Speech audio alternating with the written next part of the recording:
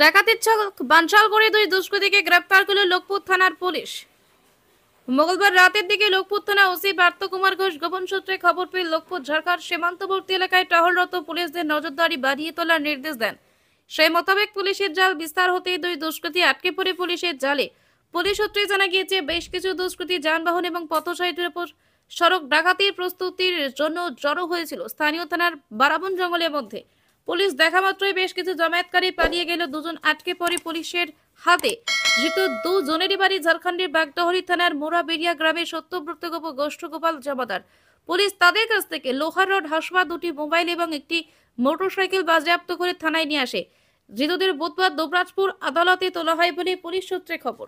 যদি এখনও আমাদের খবরের দর্পণ চ্যানেলটি সাবস্ক্রাইব না করে থাকেন তাহলে এখনই সাবস্ক্রাইব করুন, সঙ্গে বেল বাটনটি ক্লিক করুন আর পেয়ে যান সব খবরের দ্রুত ভিডিও আপডেট।